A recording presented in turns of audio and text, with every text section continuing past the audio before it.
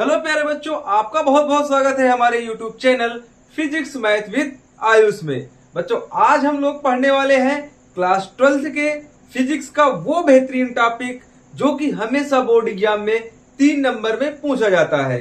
तो ये बहुत ही प्यारा डेरिवेशन है। आप लोग अंत तक इस डेरिवेशन को देखिएगा, वीडियो के लास्ट तक देखिएगा और एक प्यारा सा कमेंट करिएगा अगर आपको अच्छा लग रहा है वीडियो और समझ में सारी चीजें आ रही हैं।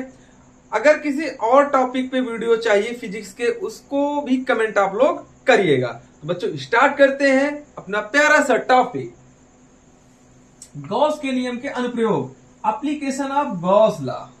गॉस के नियम के अनुप्रयोग, एप्लीकेशन ऑफ गॉस लॉ, इसी पे आधारित होने वाला है हमारा टॉपिक।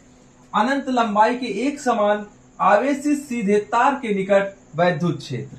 ये कह रहा है अनंत लंबाई, बहुत बड़ी लंबाई है, उसपे एक समान रूप से आवेश है, उसके कारण किसी निकट बिंदु पर वैद्युत क्षेत्र की तीव्रता देखनी है। चलिए इसको पहले विथ डायग्राम बनाते हैं और आपको समझाते हैं। देखिए, ये है एक वायर, अनंत सीधी लंबाई तार। ये वायर है बच्चों, लेकिन ये वायर मैं इतनी बड़ी नहीं बना सकता हूं अनंत के बराबर, लेकिन हाँ कुछ लंबी तो बना सकता हूं जिसमें एक समान रूप से धन आवेश क्या है, वितरित है। ये ठीक। इसके बाद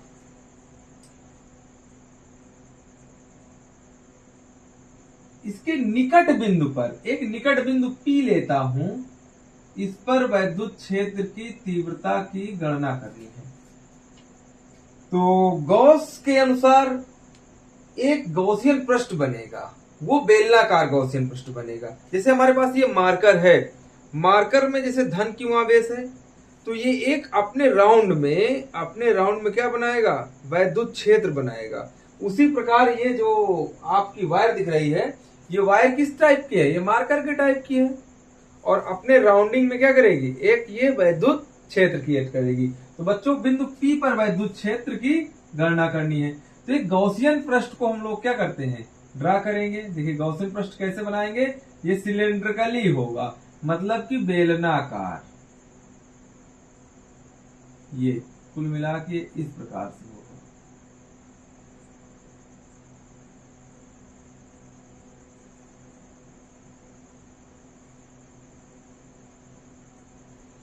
अब यहां से लेके ये दूरी आपकी R है और ये पॉइंट क्या है, P।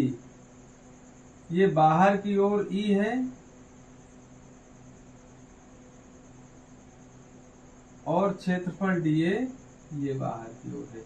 E और dA बाहर की ओर है, ठीक है। अब ऐसा क्यों होगा, ऐसा इसलिए होगा क्योंकि जो एरिया वेक्टर होता है, मतलब सदिश क्षेत्रफल, वो पृष्ठ के लंबवत होता है। पृष्ठ के क्या होता है, लंबवत। जैसे ये हमारे पास क्या है, एक वायर है, अगर इसमें इसके क्षेत्रफल को देखें, सदिश क्षेत्रफल को देखें, तो बाहर की तरफ होगा, पृष्ठ के लंबवत। जैसे ऐसे इसको करें तो ये पृष्ठ के बाहर की तरफ, देखो फिर भी 90 डिग्री का एंगल बना रहा।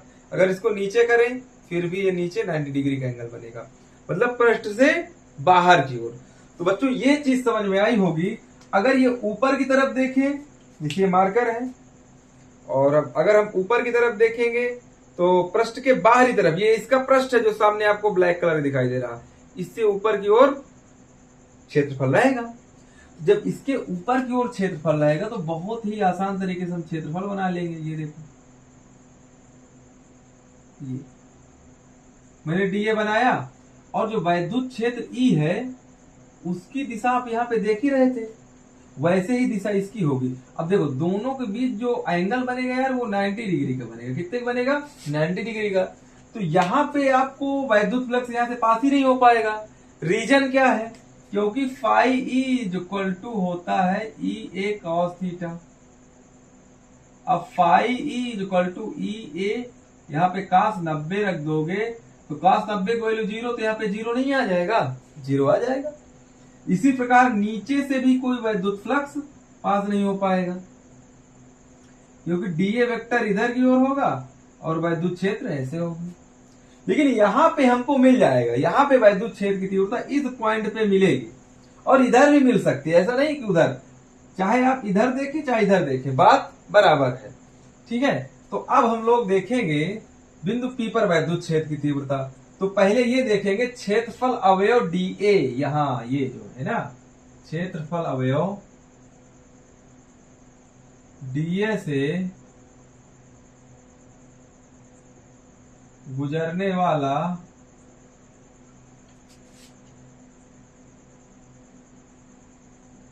वैद्युत फ्लक्स, ये डी फाई ई होगा, क्योंकि ये छोटा सा एरिया है कि नहीं, is equal to E D A cos theta.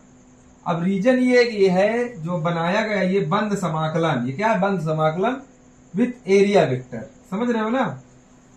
ये जो क्षेत्रफल है इसमें बंद समाकलन इसलिए बनाया गया क्योंकि ये जो चार्ज है क्या है, इसके अंदर है ना।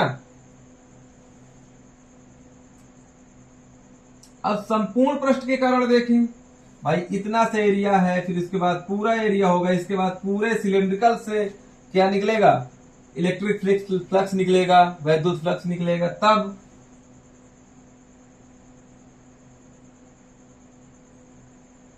Phi is equal to E cos theta A और ये डी ए, इसका मतलब एरिया ए है, टोटल क्या है, एरिया ए, ये सिलेंडर का एरिया ए है, ये हो जाएगा ई, और इसका पूरा आएगा ए और कॉस थीटा, ये है ना।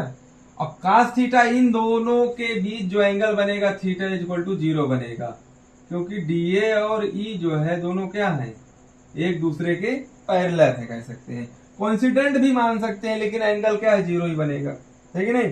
कोइंसिडेंट मतलब क्या होता है, संपाती, ऐसे ये पड़ा हुआ, ये देखो कोई एंगल है नहीं, अगर ये पैरेलल है फिर भी एंगल नहीं, जब इसको टच करोगे और इसके क्षेत्रफल को इधर उधर करोगे तब जो है, अगर क्षेत्रफल को थोड़ा तिरछा करेंगे तो एंगल बनना स्टार्ट होगा, अगर क्षेत्रफल पैरेलल है तो कोई एंगल ही नहीं बनेगा, तो थीटा इज इक्वल टू क्या रहेगा, वहां पे 0 ही रहेगा।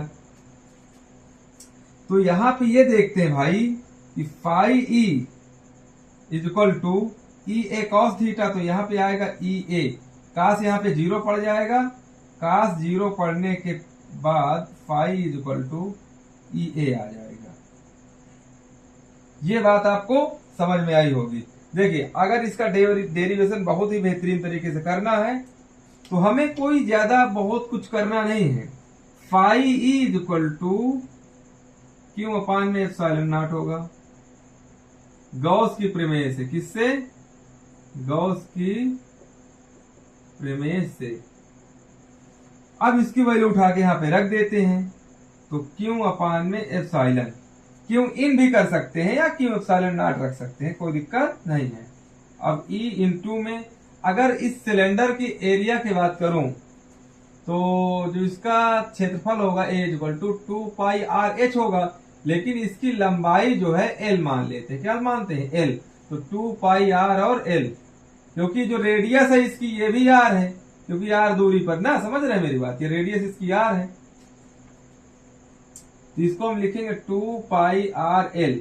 अब देखो गुणे में है, इधर किस में आ जाएगा, भाग में आ जाएगा, तो ई इज इक्वल टू 1 अपान में 2 पाई आर एल और हो जाएगा क्यू, है ना, अपान में एप्सिलॉन नॉट भी है।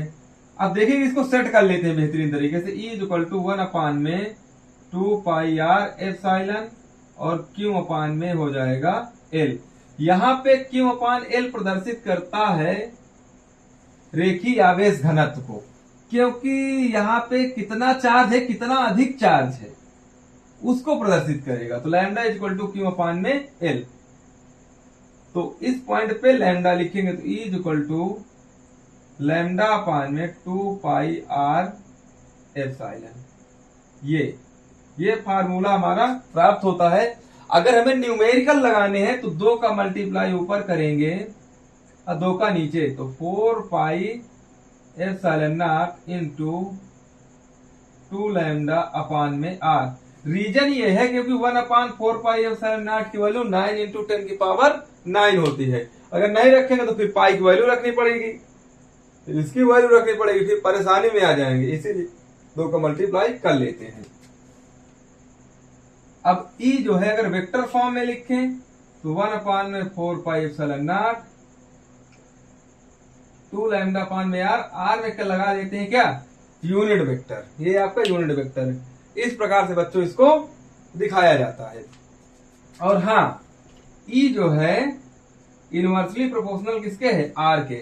अगर आप डिस्टेंस बढ़ाओगे तो वैद्युत क्षेत्र घटेगा, मतलब अगर ये और आगे पॉइंट पी यहां पे ले लें तो यहाँ पे वैद्युत क्षेत्र इस तार के कारण थोड़ा कम होता जाएगा, और अगर अनंत दूरी लेंगे तो वैद्युत क्षेत्र हो जाएगा 0। अनंत दूरी लेने पर वैद्युत क्षेत्र क्या आएगा, 0, क्योंकि यहाँ पे 1/इनफाइनाइट पड़ेगा, वो इनफाइनाइट पड़ेगा, तो इनफाइनाइट मतलब 1/0, 0 ऊपर जाएगा तो फिर कहानी खत्म। और इसका जो मात्रक होता है, मात्रक है वोल्ट पर मीटर या न्यूटन पर कूलाम, यही इसका मात्रक भी है। आप लोग याद कर लीजिएगा बेहतरीन तरीके से, ठीक है। तो बच्चों, आपको वीडियो हमारा बहुत अच्छा लगा होगा। ये यूपी बोर्ड और कह सकते हैं एमपी बोर्ड, राजस्थान बोर्ड और ऐसे बोर्डों के लिए है जहां पे एनसीईआरटी चलती है, एनसीईआरटी फिजिक्स, एनसीईआरटी की बुक चलती है फिजिक्स की। और आप लोग एक काम करिएगा, ये जो मैंने आपको पढ़ाया ये आप उस दोस्त के पास भेजिएगा जिसको फिजिक्स नहीं आती है, क्योंकि वो भी क्या करेगा, 3 नंबर पक्का कर लेगा अपना और अच्छे से इसको तैयार कर लेगा, क्योंकि इससे न्यूमेरिकल ही बनेंगे। वो बच्चों में अपने नेक्स्ट वीडियो में बताऊंगा।